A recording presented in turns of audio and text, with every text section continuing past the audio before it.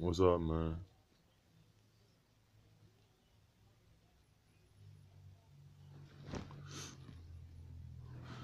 It's me again.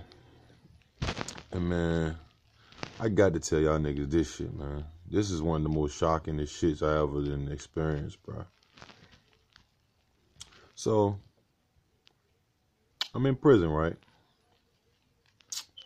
My cellie, he wanted to move into a cell with another nigga that he was real cool with. He didn't tell me, though. So, I didn't have time to pick out a cellie. They just up and move. He told me like 30 minutes before he was about to move out. I ain't even had nobody to go to and be like, hey, come in the cell with me. Because you just don't want to know anybody in your cell when you're in jail.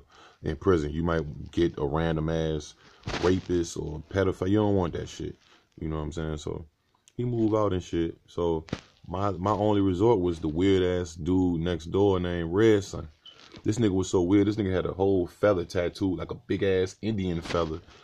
The big ass black glasses, skinny as fuck, like a straight rapist, pedophile, motherfucker, crazy motherfucker.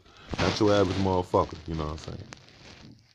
So, and I had met him on some humbug shit from the beginning. My cellie that was moving out had introduced me to him like a month prior to that on some, hey, this dude right here wanted to buy some pills to kill him. He wanted to kill himself. Like, that's the first time I ever met this nigga that he was trying to get some pills from me to kill himself or whatever. So, I already knew he was a love, you know what I'm saying? So, man, this dude moved in the cell with me, right? So, I'm like, you know, when somebody come in your cell in prison, you know, you tell them the rules of your cell. So I tell them, look, you know what I mean? When we take a shit, we put the sheet up. You know, you could be on the bunks, and I could be taking the shit, or vice versa. Or we block. Somehow we gonna block up the shit so everybody can get their own personal shit time, even though it's really no personal time. This fucking cell so small. So he like, all right. I said, but look, when we piss and shit, we don't piss facing away from each other. We piss facing to each other. He done with some, all right. I'm like, no, nigga, I'm just playing, nigga. I'm just, you know, breaking the ice with you, nigga. When you piss, face that way, nigga. I don't want to see you piss. I'm not even going to be looking your way, but don't face me, you know what I'm saying? But that just, I should have known right there that someone right with him, you know what I'm saying? So, you know, at that time, I didn't have a TV in my cell. I used to rent the TV to the nigga to the right of me. I give him like $5 worth of fucking commissary food and shit. And he'll let me hold the TV he'll let me hold his TV for the whole night. You know what I'm saying?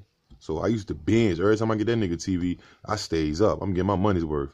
I'm drinking 2 bags of coffee type shit. So, you know, I got my new cellie, the crazy white dude now, right? So when he was a little bit older than me, he was like, well, he was like 40, you know what I'm saying? I was like 25 or some shit. So I told him, I said, look, I'm getting the TV tonight. I got some coffee. We're going to eat some food. We're going to sit up. We're going to watch this when Breaking Bad was still on. We're going to watch Breaking Bad. And when that go off, we're going to watch whatever the fuck else. So we in that bitch. We into the middle of the night now. It's about 3 in the morning. We eat breakfast at like 5. We had pancakes the next morning, which was a popular trait. You know what I'm saying? So I'm in there talking. I said, damn, man, I just break out. We watching Breaking Bad. Damn, contact almost fell out. So I'm like, damn, fucking contact. Hold on, I'm sorry, y'all. Hold on. All right. So we watching Breaking Bad and shit. I just break out. I'm like, damn. We done ate all our food up in there. I'm like, damn, man, I can't wait to go to breakfast. I'm going to smash them pancakes, man. He like, yeah, I feel you. I'm like, man, I'm going to throw butter on them shits and everything, man. I don't even eat butter. He was like, yeah, I don't. No. I'm like, what? You don't like butter? He like, no, it's not that. He like, I can't really eat butter. I'm like, what? Oh, it make you allergic to it? He like, nah. He like, it's kind of hard to eat butter once somebody raped you with butter on their dick. So I'm looking at him like, he just says this to me. I'm looking at him like out the side of my eye, like, thinking to myself, this nigga just really say somebody raped him using butter as lube on their dick.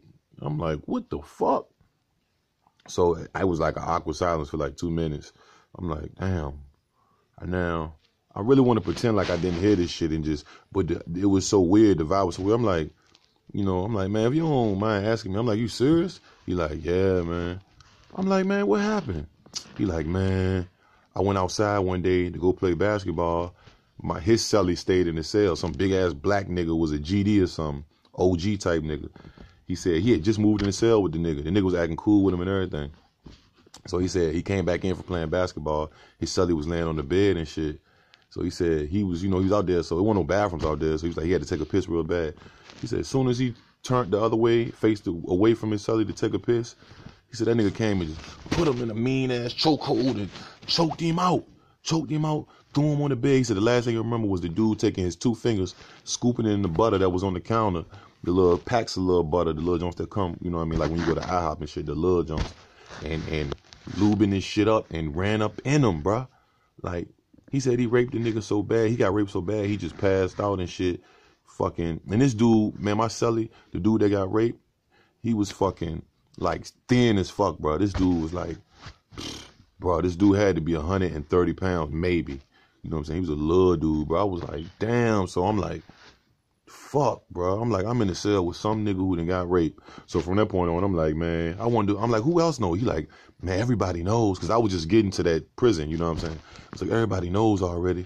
I'm like, I'm mad at my old celly for moving out and not giving me the opportunity to pick somebody who I was cool with. Then I'm like, fuck, I got to be on guard because these niggas might think they can run up in here and just rape this nigga and I'm going to let them and you know what I mean? Or whatever, just, man. But, yo, this nigga said a nigga raped him using butter, bro. Like, a nigga, the butter was the KY jelly, bro. You know what I'm saying? That shit was just crazy. Like, at that point, I was like, yo, I'm really in fucking prison, bro. Like, you know what I mean? And niggas don't get raped all day, every day, at least where I was at, you know what I'm saying? But once you meet a nigga who didn't say he didn't got prison rape, bro, it's a whole different ball game, my nigga. It's time to start reevaluating your life and saying, look, I don't want to come back here, bro. Like, I don't even want to be next to a nigga that done got raped. You know what I'm saying? So, I don't know, man. Y'all, what y'all think about that shit, man? That shit kind of fucked me up, bro.